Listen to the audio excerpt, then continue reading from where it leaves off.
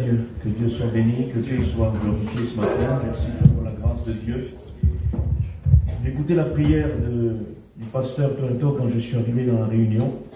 Le pasteur disait: Seigneur, garde-nous des ruses de Satan, garde-nous des aveuglements de Satan, parle-nous comme tu dois nous parler.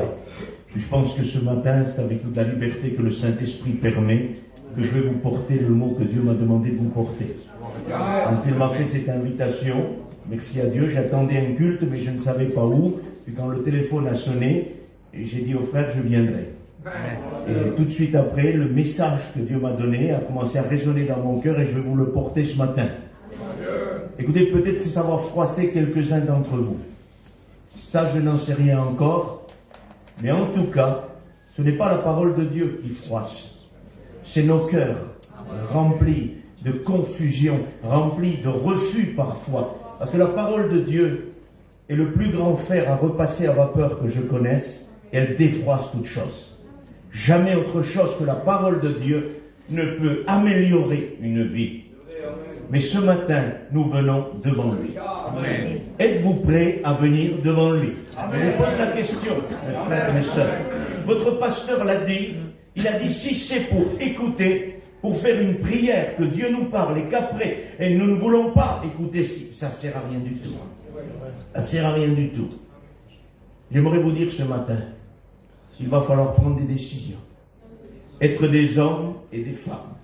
Après ce que vous allez écouter, il faut être des hommes et des femmes qui prennent des dispositions, qui prennent des résolutions et qui disent: Seigneur, nous allons maintenant faire d'une autre manière. Si Dieu me parle ce matin et qu'il me dit: tu t'es trompé dans ça, je dis: Seigneur, je vais rectifier. Je serai un homme pour le faire. Parce que la Bible dit: soyez des hommes. Amen. Et un homme de Dieu, une femme de Dieu, c'est quelqu'un qui sait se lever et dire: parce que tu m'as parlé, ça va changer. Amen. Voulez-vous qu'on reprie Dieu? On ferme nos yeux ensemble. Seigneur notre Maître, Alléluia. Notre Roi, notre Père, c'est devant toi que je m'approche ce matin et je me glorifierai davantage de ma faiblesse afin que ta puissance s'accomplisse. Et je m'en remets maintenant à toi et je veux diminuer et que tu croisses. Ce n'est pas moi qui est venu parler au peuple ce matin, c'est toi qui es venu parler au peuple. Nous ne voulons pas écouter un homme, je ne veux pas m'écouter, je veux écouter ta voix. Amen. Seigneur, le temps est difficile, le temps est dangereux, il reste très peu de temps. Tu viens déranger nos habitudes, tu viens déranger nos traditions, tu viens mettre le point là où ça fait mal, là où ça dérange. Ce que l'homme n'ose pas toucher, c'est là que tu viens intervenir. Où la tradition ne peut plus agir, où, Seigneur, les hommes ne peuvent plus déplacer la tradition, c'est là où tu viens agir. Parce que ce qui est impossible à l'homme est possible à Dieu. Viens bouleverser nos traditions, viens bouleverser nos lois que nous avons établies, qui n'ont rien à voir avec ta loi. Amen. Viens détruire nos fondements, qui n'ont rien à voir avec ton fondement. Viens, sois un puissant roi parmi nous ce matin, pour la gloire de ton nom. Amen. Merci Seigneur. Amen. Que Dieu soit béni. Je lis avec vous dans le livre de Marc 7. Marc 7, verset 1er. Les pharisiens et quelques scribes venus de Jérusalem s'assemblèrent auprès de Jésus. Ils vinrent quelques-uns de ses disciples prendre leur repas avec des mains impures, c'est-à-dire non lavées. Or les pharisiens et tous les juifs ne mangent pas sans s'être lavés soigneusement les mains, conformément à la tradition des anciens. Et quand ils reviennent de la place publique, ils ne mangent qu'après s'être purifiés. Et ils ont encore beaucoup d'autres observations traditionnelles, comme le lavage des coupes, des cruches, des vases, des reins. Les pharisiens et les scribes lui demandèrent: pourquoi tes disciples ne suivent-ils pas la tradition des anciens, mais prennent-ils leur repas avec des mains impures? Jésus leur répondit: hypocrite, Ésaïe a bien prophétisé sur vous, ainsi qu'il est écrit: ce peuple m'honore des lèvres, mais son cœur est éloigné de moi. C'est en vain qu'ils m'honorent, en donnant des préceptes qui sont des commandements d'hommes. Vous abandonnez le commandement de Dieu et vous observez la tradition des hommes. Il leur dit encore, vous rejetez fort bien le commandement de Dieu pour garder votre tradition. Car Moïse a dit, honore ton père et ta mère, et celui qui maudira son père ou sa mère sera puni de mort. Mais vous, vous dites, si un homme dit à son père ou à sa mère, ce dont j'aurais pu assister est corban, c'est-à-dire une offrande à Dieu. Vous ne le laissez plus rien faire pour son père ou pour sa mère, annulant ainsi la parole de Dieu par votre tradition, que vous avez vous-même établie. Et vous faites beaucoup d'autres choses semblables.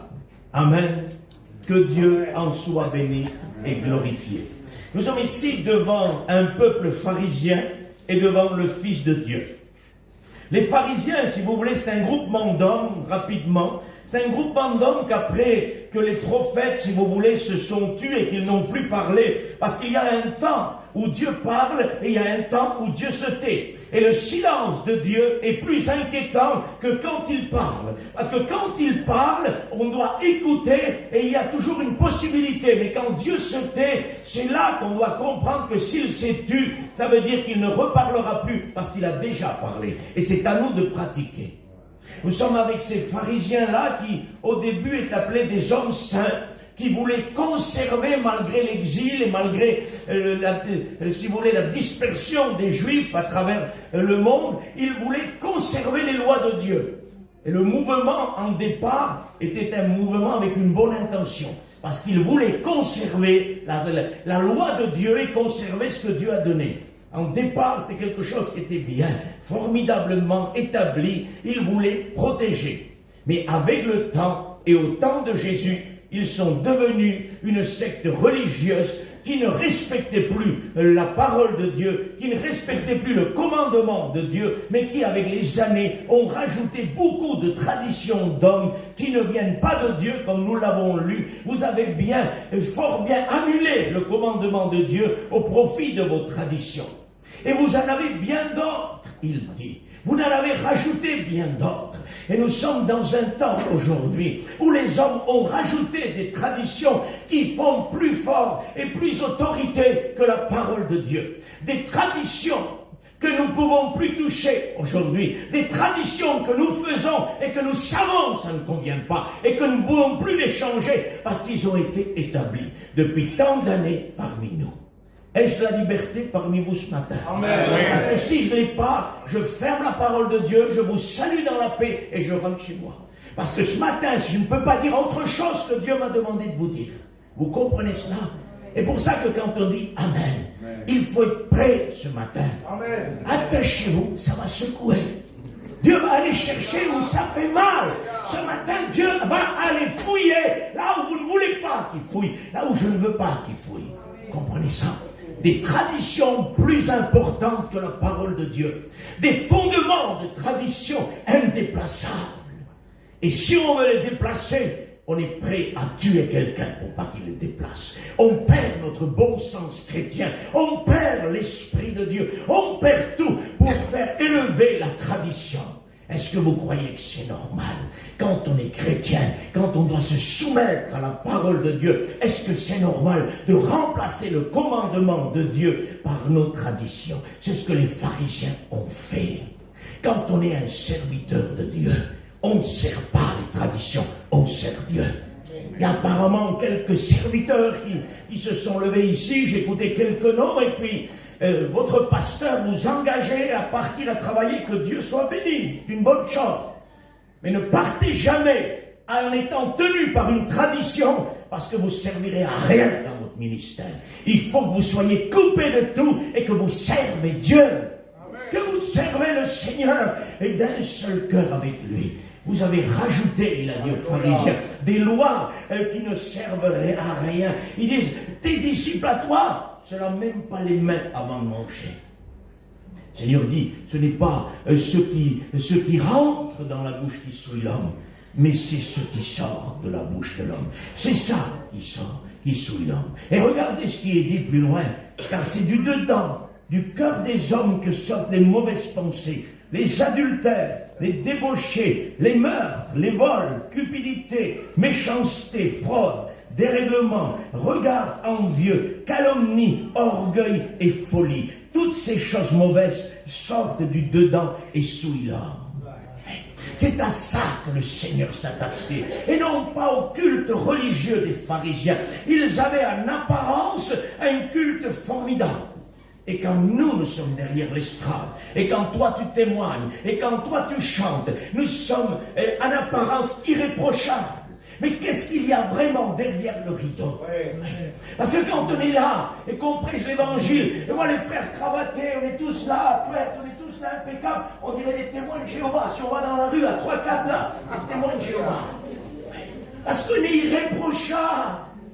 C'est très bien ça. Mais Jésus a dit, c'est du dedans du cœur. Le costume 3 pièces ne pourra jamais couvrir l'abondance de la méchanceté du cœur. Les religions ne connaissant pas le Seigneur ont tous un costume de fonction. Le catholique a la soutane, et le Jéhovah le costume, et l'autre il a telle apparence qui montre ce qu'il est. Mais nous avons Christ en nous. Amen. Et nous reflétons une lumière de Dieu. Ici le Seigneur a dit, ce peuple m'honore en vain par les lèvres. Que de belles prières que nous faisons. Que de belles prédications que nous avons. Nous sommes devenus maîtres de la prédication. Nous sommes devenus des pionniers dans la prédication. C'est nous qui avons tout levé. Alors que nous arrivons dans la fin des temps, nous pensons que c'est nous qui avons fait ouvrir l'œuvre de Dieu. Non, c'est pas nous. C'est pas moi. C'est pas vous. Ce sont nos anciens qui ont souffert. Et qui ont payé du prix de leur vie. Parfois. Quand vous prenez la Bible, il y a des hommes qui sont morts pour la parole de Dieu. Et ça, c'est eux qui ont tout bâti, c'est pas nous. Nous, on arrive aujourd'hui avec des maîtres de la prédication, avec nos ordinateurs qui nous enseignent l'hébreu, le grec, l'araméen.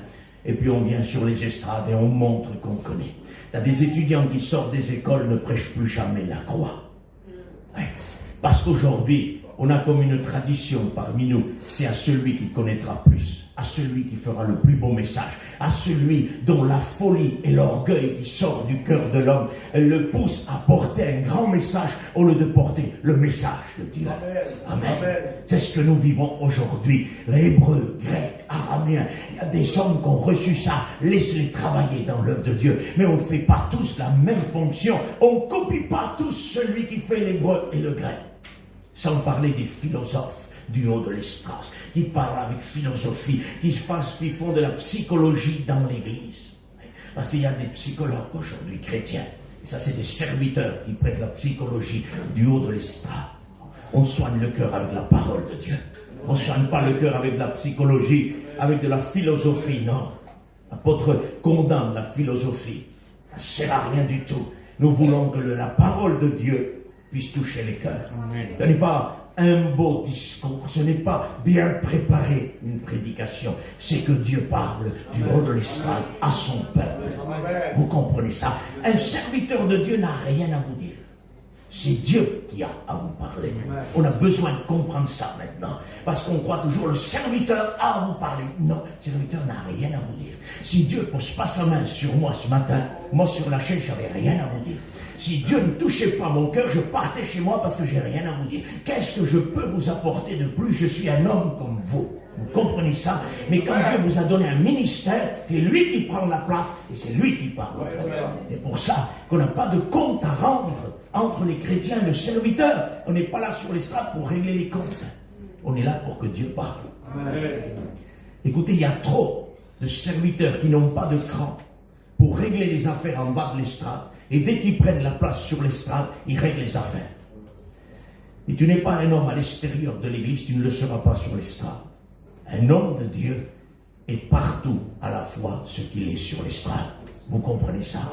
On n'arrive pas à rentrer à cause de nos traditions pour dire stop, cela ne convient pas. Et parfois on attend le moment de l'estrade pour régler nos comptes. Ça ne marche pas ça. Ça ne marche pas du tout, non. Le serviteur de Dieu, il n'y a pas que l'estrade. Il est là, au milieu de son peuple, et il doit gérer les affaires.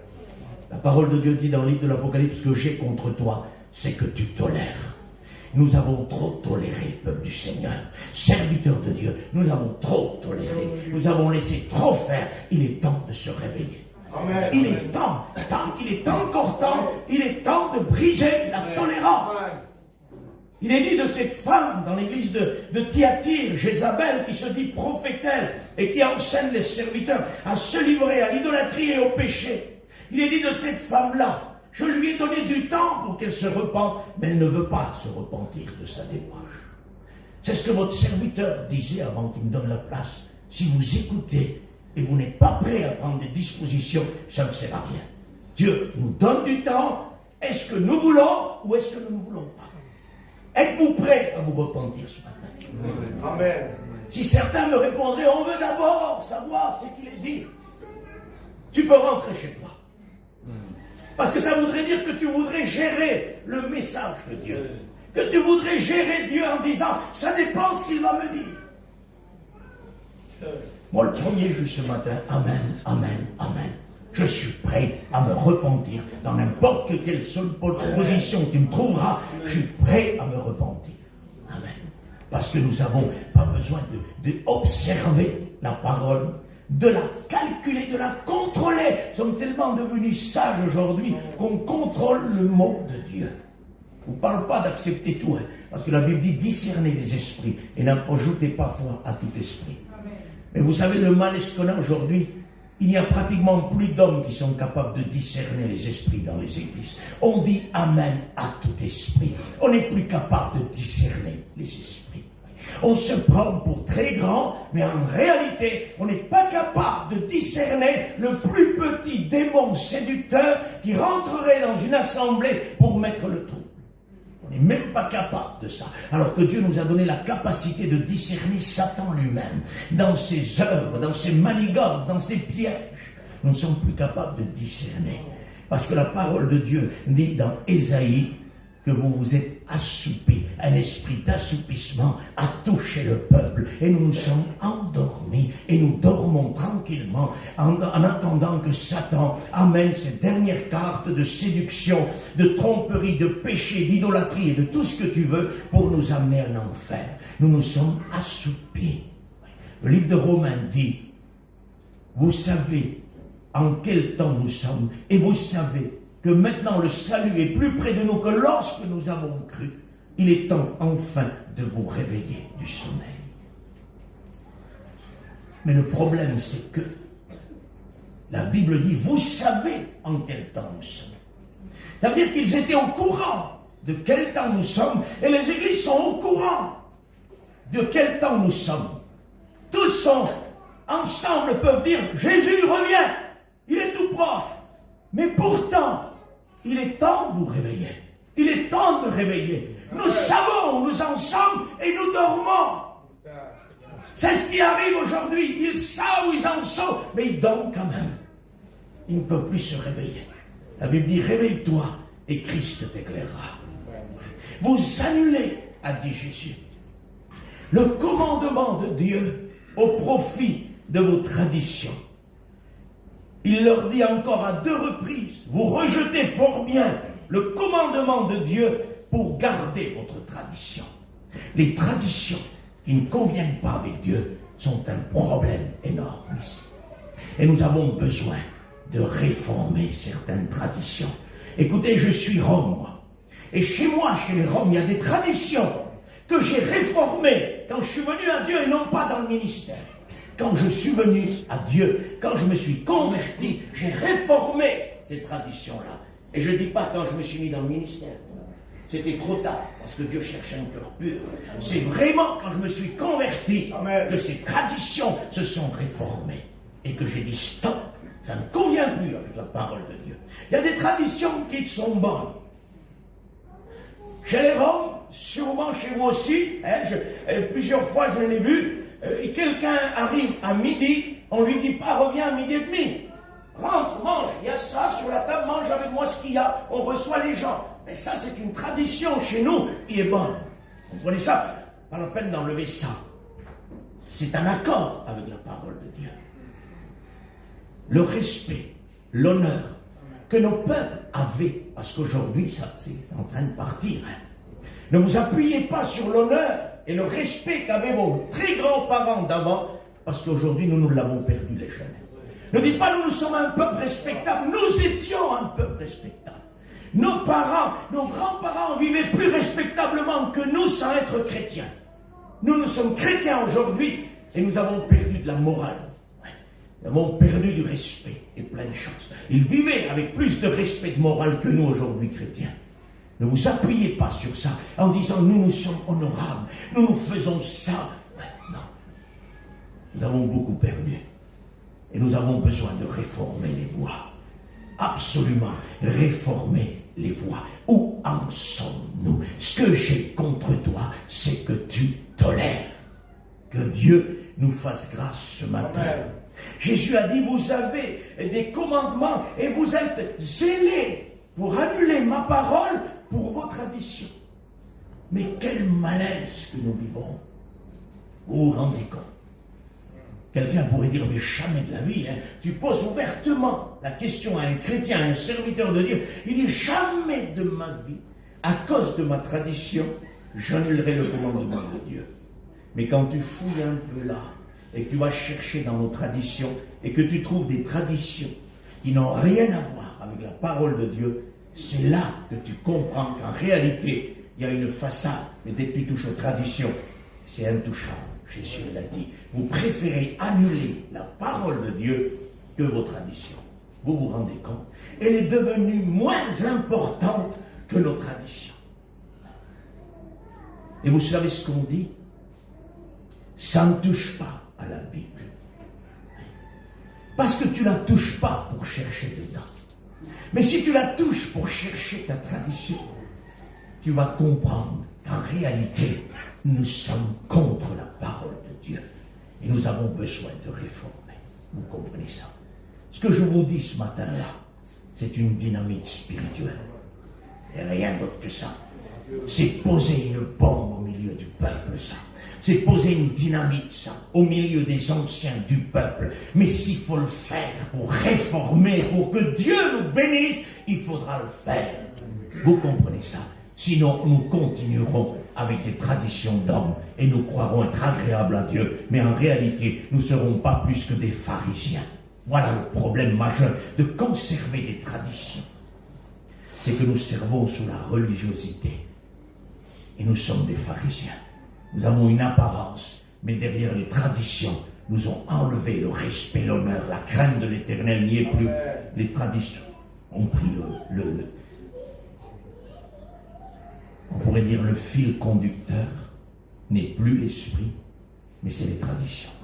Mais on est toujours ce qu'on est chrétien ou serviteur. Nous sommes les pharisiens modernes de 2023, avec nos traditions qui sont indéplaçables. J'aimerais vous dire quelque chose. L'évangile a coupé des barrières. Parce que le catalan avec le rome avec l'espagnol, ou le manouche, le sédentaire, il n'y avait pas trop d'eux. Il n'y en a pas trop non plus aujourd'hui. Hein. Ça commence. On est à la fin et ça commence. Vous vous rendez compte? On aurait dû être déjà unis il y a longtemps. On commence encore un peu maintenant, ce mélange. J'aimerais vous dire quelque chose que vous compreniez. Chez nous, chez les Roms, ta fille ne devait pas se marier avec un voyageur, avec un manouche, ou avec un autre que de ton peuple. C'est impossible, ça. Mon Jean qui a chanté, c'est un manouche. Mon autre Jean, c'est un catalan. Ma belle-fille, mon fils s'est marié il y a à peu près un mois, c'est une espagnole. Jamais de la vie n'était possible, ça, avant. Dans nos traditions, ça ne se faisait pas, ça. C'est impossible. Pourquoi est-ce possible aujourd'hui?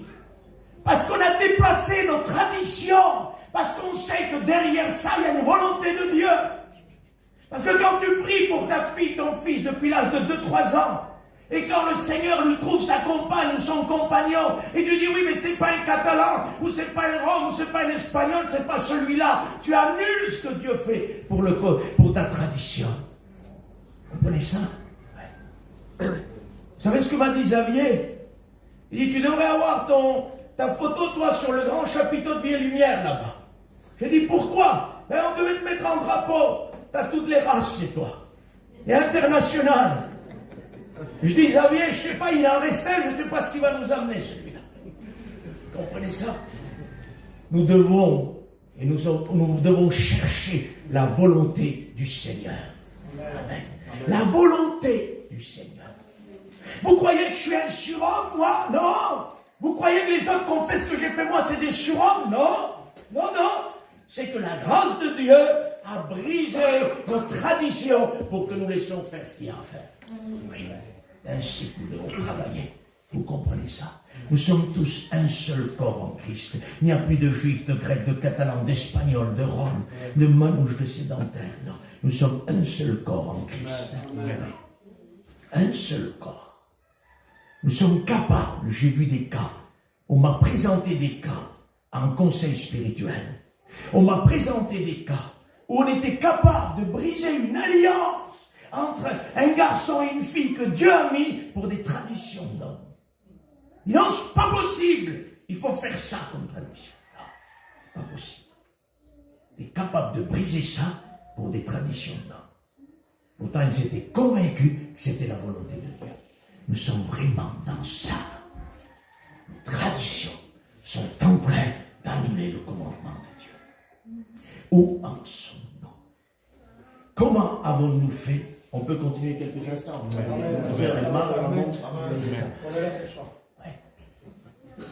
Qu'est-ce qui nous est arrivé, peuple du Seigneur? À quel moment nous avons toléré pour qu'aujourd'hui, on arrive à voir. Écoutez, est-ce que j'ai la liberté, pasteur? J'ai la liberté. Qu'est-ce qui nous est arrivé?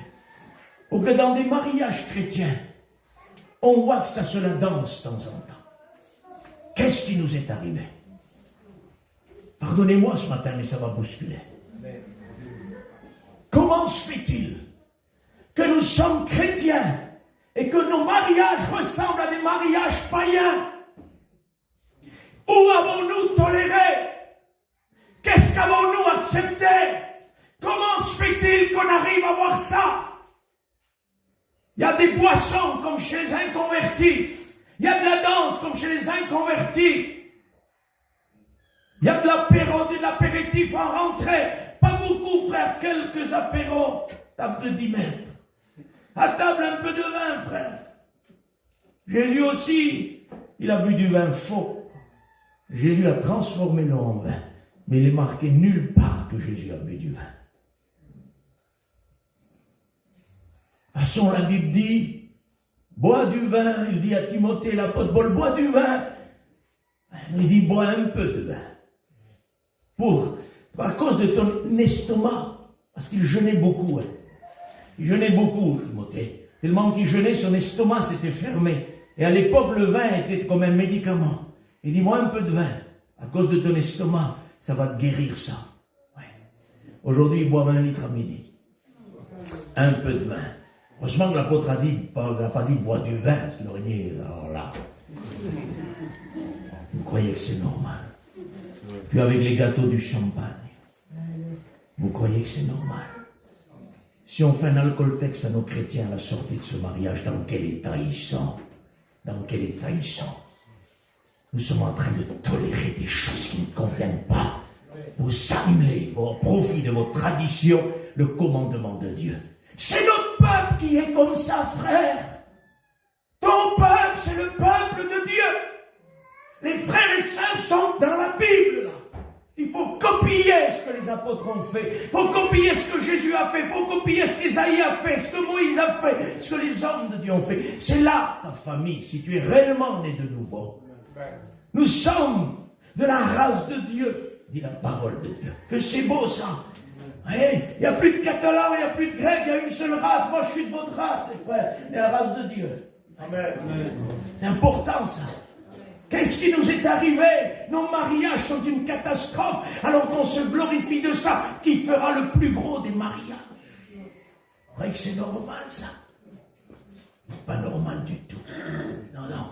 Il faut réformer, sinon ça ne va pas passer. Étroit et resserré le chemin qui mène à la vie éternelle. Et resserrer la porte. Ça ne passera pas, sinon nos mariages extravagants ne passeront pas. Où en sommes-nous? s'il vous plaît. C'est mon fils, c'est ma fille, je vais faire le plus beau des mariages. Ça, c'est païen, ça. Ça, c'est pas chrétien. Non, jamais de la vie. C'est mon fils, c'est ma fille, je vais prier pour eux, pour que Dieu les bénisse. Amen. Amen. Mais la prière dans le mariage prend que quelques instants. Ouais. Quelques instants. Les pasteurs prient, et puis après, ça y est, tout le monde reprend le relais. Ouais. Il faut qu'ils prient rapidement, parfois. Parce qu'il faut qu'ils s'écartent, parce que juste après ça, ça danse. J'aimerais que nous comprenions quelque chose ce matin, s'il vous plaît. Est-ce normal qu'un serviteur de Dieu prie pour des jeunes que quelques secondes après, il se met à l'écart et ça danse? Ce n'est pas normal, ce n'est pas biblique et ce n'est pas scripturel. C'est tout. Plaise ou plaise pas. Accepte ou accepte pas. C'est écrit ici. Amen. Comment se fait-il? Où est notre autorité de serviteur? Où est notre autorité de serviteur? Quand un serviteur de Dieu marie sa fille, c'est lui qui a l'autorité. Comment se fait-il que ça danse dans son mariage? Parce que je prends étant de l'autre côté. Il n'a pas la fille. Il a le garçon. Il faut qu'il se soumette. Mais là aussi, ne profitons pas de la position d'autorité que nous avons pour faire n'importe quoi à un serviteur de Dieu, s'il vous plaît. Parce qu'on aura des comptes à rendre à Dieu. Parce que ta fille n'est pas plus importante que le ministère qui est en face. Et si le ministère est entaché à cause de ta petite fille, là, ça ne sert à rien. On a des comptes à rendre à Dieu. Non. Supposons que t'as le garçon, tu te soumets, que veux-tu faire? Voilà. C'est leur fille. C'est comme ça dans la tradition des hommes. Mais devant Dieu, jamais Dieu ne conçoit ça, que tu as la fille, tu as l'autorité, tu n'as pas la fille, tu n'as pas l'autorité. C'est des traditions d'hommes, ça. Mais bon, mettons les affaires comme ça. Tu n'as pas la fille, tu as le garçon, tu te soumets. Mais là où je ne comprends pas, moi, c'est quand un serviteur de Dieu a la fille entre ses mains. Et qu'on vient demander la fille. Vous êtes d'accord avec moi? Comment se fait-il qu'à la demande et aux fiançailles, il n'y a pas des règles établies là? En disant, c'est ma fille, il n'y a pas de boisson, il n'y a pas de danse, et il n'y a rien dans mon mariage, parce que je suis un serviteur de Dieu, et mon mariage va ressembler au mariage de la Bible. Comment se fait-il qu'il n'y a pas ça? Tu sais comment se fait-il? C'est que le serviteur est encore pris par les traditions, et il a peur du peuple, donc il a peur de faire une explosion totale, donc il accepte aussi les danses, il accepte tout ce que tu veux. Ouais. Philippe, parmi vous ce matin, un serviteur de Dieu qui tolère dans son mariage la danse et tout ce que tu veux, il n'est plus apte à porter l'évangile. Il faut qu'il se présente devant Dieu et demander pardon à Dieu. Il a perdu son autorité. Il a toléré. Et la tolérance, c'est de l'acceptation. Oui. Parce que la Bible dit, ce que j'ai contre toi, c'est que tu tolères. Ça veut dire que quelqu'un qui tolère a Christ contre lui quand même. Alors je le prends sur moi ce matin. Si moi, j'accepte que dans le mariage, il y a de la danse et il y a tout ce que tu veux, j'ai toléré, j'ai Jésus contre moi. Il faut que je revienne devant Dieu, je demande pardon et qu'après je peux reprendre le pupitre, mais pas avant. Ouais. Ça va loin, frère. Ouais, ben, ça va loin. C'est ça que vous voulez. C'est ça que vous voulez. Ça va loin. Amen. Ça va loin, ça. Ouais. Ça va loin. Il y a des traditions dans les mariages, mes frères, mes sœurs, qui ne devraient pas exister parmi les chrétiens. Ouais. Le Saint-Esprit prend de la liberté parmi vous ce matin. Mais il y a des traditions dans nos peuples qui ne devraient pas exister. Et on défend ça comme du fer. On défend ça comme si c'était la parole de Dieu. Ouais. Faites attention à tout ça. Parce que la parole de Dieu dit que ton oui soit oui, que ton non soit non. Et parfois, on cherche des preuves. Et on veut des preuves. Un chrétien n'a pas de preuves à fournir. C'est oui ou non. Oui ou non. L'apôtre Jacques dit que votre oui soit oui, que votre non soit non. Ne jurez ni par le ciel, et ni par aucun autre serment. Aucun autre serment, ça veut dire quoi? Je peux vous le dire ce matin. Amen. Ça veut dire rechercher une preuve par une parole ou par quelque chose de matériel. Et moi, je ne peux pas vous en dire plus ce matin. Mais vous êtes des grands garçons et des grandes filles. Vous savez ce qui se passe parfois. Donnez la preuve. Jésus a dit oui ou non. Vous êtes chrétien. Je suis chrétien. Oui ou non. On l'a fait parler ce matin. Amen. Tout ce qui vient en plus vient du malheur. Oui. Tout serment que les hommes établissent ne viennent pas de Dieu, viennent du malheur. Pas de serment, les chrétiens. Que votre oui soit oui, que votre non. Je te crois pas, tant pis pour toi. Oui et oui, non, non. J'étais quelqu'un qui faisait des jurements avant d'être converti, à tort et à travers. Je te le jure sur la tête de ma mère, sur la tête de... Toujours ça, frère. Je jurais complètement. Quand je me suis converti, le Seigneur m'a dit, ça c'est terminé. Je purifie ta bouche, oui ou non. Les gens disaient, ils me connaissaient, ils disaient, jure-moi. Je dis, c'est fini pour moi ça. Tu me crois ou tu me crois pas. Si tu me crois pas, c'est ton problème. Moi c'est oui ou c'est non. Vous comprenez ça? Elle va loin, cette Bible-là. Amen. Amen. Ça va loin, ça. Ça va loin. Vous vous rendez compte, ce matin, vous êtes rentré dans cette salle, je suis rentré avec vous. Ce culte, ce matin, va déterminer votre avenir. Nous avions rendez-vous, vous et moi, ce matin, avec Dieu. Mais oui, rendez-vous avec Dieu ce matin. Dieu a des comptes à rendre. Dieu a des explications à donner. Où en sommes-nous? Pourquoi nos mariages ressemblent aux mariages païens? Qu'est-ce que nous faisons, nous, quand nous sommes dans le ministère? Comment se fait-il qu'on n'a pas cette autorité de dire stop? Terminez la danse. Terminez. Il y en a un qui m'a dit un jour, frère, on ne danse pas vilain. Encore? Il allait me dire, mais il l'a dit. Il y a du caractère.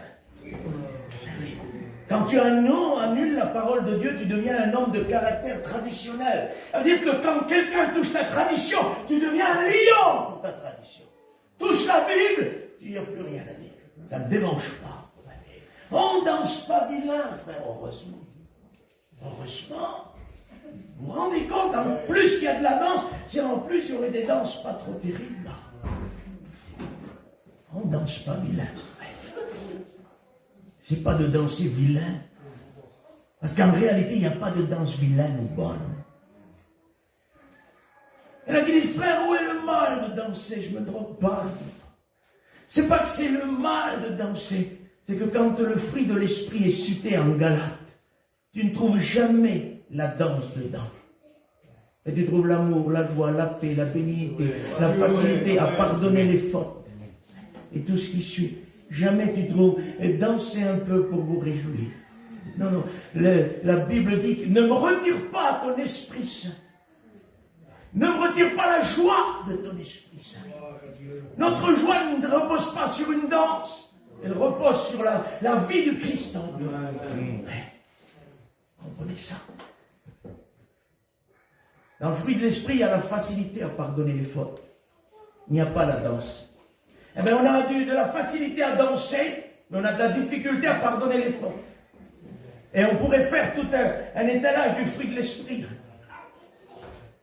L'amour, parfois on n'en a pas, mais on peut bien danser. La joie, sans la danse, on n'en a pas. Il faut danser pour la joie. On fait juste un tour avec la mariée. C'est comme ça chez nous. Chez nous aussi, c'est comme ça. J'ai participé à un mariage de chez nous il y a quelques années. Eh bien, les gens, quand tu t'approches, eh bien, ils veulent que tu fasses un peu la danse avec la mariée. Écoutez, je vous dis ça, c'est pour l'expérience, c'est pas pour me mettre en valeur ou quoi que ce soit. Les gens s'approchaient, on leur donnait la mariée pour qu'elle danse. Quand je me suis approché, on me l'a donnée pour que je prie. Parce qu'ils savaient mes convictions. Vous comprenez ça? Alors, si tu es un danseur prédicateur, on te donnera la mariée pour danser. Si tu es un prédicateur prieur, on te donnera la mariée pour prier pour elle. Ça dépend ce que tu es, ce que tu vis. Les gens te respecteront par rapport à ce que tu es. Vous comprenez ça? Où en sommes-nous? Si on fouille là-dedans, nos traditions ne passent pas. Ça ne touche pas à la Bible. Touche-la, cherche, et tu vas voir. Ouais. Gloire à Dieu. On déforme la parole au profit de notre tradition. Il est temps de changer. Il est temps de laisser Dieu briser tout ça. Nous avons des caractères qui n'ont pas changé. Et on reste avec ces caractères-là. Où en sommes-nous? On a peur. On a peur des traditions, de les toucher. Mais on n'a pas peur de toucher la parole de Dieu. C'est tellement grave d'entraver ça. Si quelqu'un ajoute ou qu'il retranche, Dieu retranchera sa part. Vous vous rendez compte? Et nous, on est capable de retrancher pour ne pas trancher nos traditions. Jusqu'à quand ça va durer ça? Jusqu'à quand ça va durer ça? Vous croyez que l'Éternel sera patient indéfiniment? Non, il viendra le temps où nous devons être enlevés. Et un pharisien ne part pas. C'est un enfant de Dieu qui part. Ouais. Parce qu'un pharisien a trop de bagages dans ses traditions. Il cherche à plaire à ses traditions au lieu de plaire à Dieu. Et nous avons vraiment besoin de se conformer à ça. Vous comprenez ça? Frère, chez nous c'est comme ça. On ne se pliera pas, on restera comme ça. Donc tu resteras pharisien toute ta vie. Est-ce que vous comprenez? La parole, c'est ça ce matin. Parce que c'est pas moi qui vous fais la leçon, vous le comprenez ce matin. J'ai pas l'âge, il y a des personnes plus âgées que moi ici, et j'ai pas l'âge de donner la leçon. C'est la parole de Dieu qui nous parle. Nous avons été clairs. C'est Dieu qui me parle ce matin, et qui est en train de fouiller ma vie en vous prêchant, en me faisant faire un examen de mon foyer, de mes enfants, pour savoir où j'en suis. Comprenez ça? Où en sommes-nous? Où en sommes-nous? Pourquoi les gens ne se convertissent pas? C'est parce qu'ils ne voient plus de différence entre le converti et l'inconverti. Il n'y a plus de différence. Nous dansons, nous buvons, nous faisons les mêmes mariages, nous avons les mêmes extravagances que les autres. Un serviteur de Dieu doit haïr l'extravagance. Dieu haït tout ce qui est élevé. Oui. La Bible dit que tout ce qui est élevé sur la terre est une abomination aux yeux de Dieu.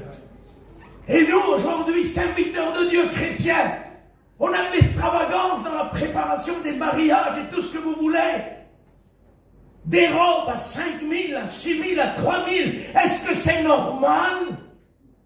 C'est normal, ça? Il faudrait venir un peu avec moi en Roumanie, là-bas. J'ai vu des bébés mourir pour 20 euros. Vous ne pouvez pas être soignés. Et nous, les chrétiens, on a des robes à 3 000, 4 000. Entre le jeune homme et la jeune fille, t'en as pour 6 000, 7 000, les deux vêtements, là. C'est quoi? C'est des rois, c'est des princes? Non. C'est de pauvres pécheurs misérables sauvés par grâce. Ne mettons pas en valeur l'homme, mais mettons en valeur le Seigneur qui nous a sauvés. Ouais. Aujourd'hui, dans notre peuple, là, on fait des voyages de noces. Ça n'a jamais existé, ça. Je ne suis pas très vieux, moi. Mais je sais comment ça se passe. On m'a expliqué. Aujourd'hui, c'est des voyages de noces. Tu pars où en voyage de noces? Dubaï, Punta Cana, et tout ce que tu veux. On devient vite gadjo avec le temps. Parce que dans notre peuple, t'entends, je vous demande pardon ce matin, des chéris. Chérie! Où t'as vu ça, toi? J'aurais dit ça de mon père, mon chéri, avec des mains d'ours. Il m'aurait mis une gifle, t'aurais vu la chérie. Où tu vas? Où tu vas? On est en train de se conformer au monde. On est en train de se conformer au siècle présent. Et nous avons oublié tout ce qu'il y avait. Nous avons oublié la parole de Dieu principalement. Les mariages, robes à 3 000 à 4 000 euros, c'est une catastrophe. La Bible dit, l'apôtre Paul dit dans la lecture de la Sainte Seine, c'est quand même important, il dit, vous faites honte à ceux qui n'ont rien.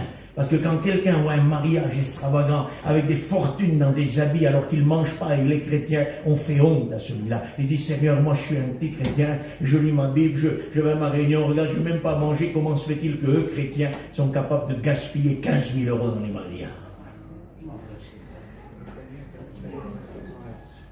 Puis aujourd'hui, tellement qu'on est orgueilleux, on appelle la télévision dans nos mariages. On est en train de tout dévoiler. On va se faire ramasser à l'appel. C'est l'orgueil de l'homme, ça, frère. Quand tu appelles la télé dans ton mariage, c'est un orgueil. Pas plus simple que ça. Tu veux montrer aux autres. Qu'est-ce que tu veux montrer aux autres? La honte que tu as dans ta vie chrétienne. C'est ça que tu veux montrer au grand jour. C'est une honte pour un chrétien de faire de tels mariages. Et c'est une honte pour un chrétien de laisser danser dans son mariage. Un point, c'est tout. Stop, stop. À la ligne, il n'y a rien. Il n'y a pas de bricolage, de marchandage. Non, non. Ce n'est pas un marché, l'œuvre de Dieu. Non. Un point, c'est tout. Amène les caméras pour montrer un mariage chrétien. Où on chante 2-3 cantiques, on prie pour les enfants, et tout le monde se réjouit autour du repas, en écoutant des cantiques et en glorifiant le Seigneur. Ouais. Mais aujourd'hui, parfois, dans un mariage, tellement ils n'arrivent plus à dominer les serviteurs et les chrétiens, tellement ils n'arrivent plus à dominer le mariage qui se fait sous les traditions. Quand ils ont la place pour prêcher, ils prêchent 1 heure et quelques. Ils veulent mettre leur point ici. Nous aussi, on est là. Ben, t'es pas là du tout. Là. Tu serais là, il n'y aurait pas de scandale dans le mariage. Ça vaut même pas le coup de prêcher, moi je te le dis. Hein. Marie les petits, mange et va-t'en. C'est tout. Mais ne croyons pas, et ça je le dis pour moi, ne croyons pas que si en mariant mon fils ou ma fille, je l'ai marié et puis je m'en vais chez moi et ça fait la fête dans le mariage, que je suis débarrassé de ça et que je n'ai pas la responsabilité. Non. Je suis en train de prendre ma responsabilité, de la jeter et de dire je ne suis pas capable de gérer, je rentre chez moi. Tout simplement. Et il n'était pas là, lui. Il était à l'écart. C'est pire encore. Parce qu'il s'est mis à l'écart pour laisser passer le mot. Comprenez ça. Révision totale ce matin. Amen. Révisez, je vais réviser ma vie. Où en êtes-vous? Êtes-vous capable de briser ces traditions, ces habitudes? Est-ce que vous êtes capable? Si tous vos enfants sont mariés, vous pourriez dire ce matin Amen. Amen. Mais attention, si vous vous engagez, il faudra, quand quelqu'un fait un mariage chrétien, il faudra être un homme de Dieu pour dire tu n'as pas le droit de faire ça. Ah oui, parce que si tout le monde est marié chez toi, tu peux dire Amen, ça ne t'arrivera plus. Mais si tu es un homme de Dieu, tu seras capable de te lever et dire tu n'as pas le droit, tu es serviteur, tu es des chrétiens, tu ne peux pas faire ça dans le mariage. Et tes traditions doivent cesser. Un point, c'est tout. Mais tu ne peux pas bouleverser le mariage, tu ne peux pas faire louper le mariage, frère. Le mariage est déjà loupé. Parce qu'il n'est pas chrétien. Et un chrétien a loupé son mariage quand il fait comme ça. Il est loupé déjà. C'est tout. Vous comprenez ça? Eh oui. Et pour les enfants, sont tous les deux chrétiens. Alors comment se fait-il qu'ils ont des aspirations mondaines s'ils sont tous les deux chrétiens? C'est qu'on a baptisé des inconvertis. C'est qu'ils ne sont pas fermés, c'est qu'ils n'ont pas grandi et qu'ils ont plus de joie dans leur mariage que dans l'œuvre de Dieu. C'est triste d'en arriver là. Mais en tout cas, peuple du Seigneur, je vais maintenant m'arrêter. C'est bien triste de continuer dans cette lignée-là sans agir. Vous comprenez ça? Ce que je vous dis ce matin, c'est jeter une bombe, ça. Parce que c'est une explosion totale. Mais soyons des hommes et des femmes qui se lèvent avec une épée, qui est l'épée de la parole de Dieu, et qui osent lever l'épée et dire elle est là. Elle est là. Elle va tout bouleverser, elle va tout briser, elle va tout rétablir. Vous comprenez ça? Et quand tu te lèves pour la parole de Dieu, tu deviens un vaillant soldat. Amen. Tu ne peux pas te lever comme un vaillant soldat au milieu d'un bruit qui ressemble au monde. C'est pas possible. Un vaillant soldat n'est pas celui qui se mélange au monde, mais c'est celui qui crie au secours quand le monde vient rentrer dans l'église. Parce que c'est pas le tout de sortir du mariage ou d'un anniversaire ou d'autres choses qu'on fait qui ressemblent au monde. Non, c'est pas le tout de sortir là et de dire moi je suis pas mêlé. Parce que là tu n'as pas de responsabilité, tu n'as pas de caractère, tu n'as pas de puissance spirituelle, tu fais juste que tolérer les choses. Et ce que j'ai contre toi, c'est que tu tolères et que tu laisses faire. Jusqu'à quand laisserons-nous faire? Oui. C'est pas possible ça. Prédicateur qui voit la danse dans son mariage, il n'agit pas. C'est pas la peine qu'il monte sur l'estrade après, il nous fasse un colonel ou un procureur de la République là, avec des lois et des grands mots et des trucs et tout ce que tu veux. Les genres de procureurs là, vous connaissez non ce que c'est un procureur? Allez dans les tribunaux là, il veut tuer tout le monde, un procureur. Non, non. Il n'y a pas de procureur dans le ministère, il y a des hommes remplis d'amour. Amen. Amen. Vous comprenez ça? Eh ben oui. Eh oui. Si je ne l'ai pas eu dans le mariage, l'autorité, je vais l'avoir sur l'estrade, là, tu vas voir. Ouais. Trop tard pour toi. Assis-toi, repens-toi. Brise ces traditions ou fais autre chose. Vends du pain, tu gagneras un peu d'argent. Parce que le ministère, c'est pas n'importe quoi. Le ministère, excusez-moi, c'est pas être assis comme on est ce matin, là, autour avec 5-6 frères, un qui prêche et c'est tout, on s'en va à la maison, et puis nos traditions reprennent le dessus, et puis plus personne ne les changera. Parce que le lion de la tradition se lève quand on doit les enlever, les changer, et il s'enrage là, et on est prêt à déchirer en morceaux les gens parce qu'ils veulent toucher nos traditions. Peut-être qu'il y en a qui voudront me déchirer parmi vous par rapport à ce que j'ai dit ce matin. Bon courage, mais ne prenez pas le risque d'avoir combattu Dieu. Je vous dis juste ça, peuple du Seigneur. Ne prenez pas le risque d'avoir combattu contre Dieu. Parce que Dieu est Dieu et nous sommes des hommes. Nous allons prier ce matin. Seigneur notre Dieu, notre Père, me voici devant toi avec mes frères et sœurs ce matin. Je voudrais me repentir devant toi et te dire pardon pour toutes les fois où j'ai toléré dans ma vie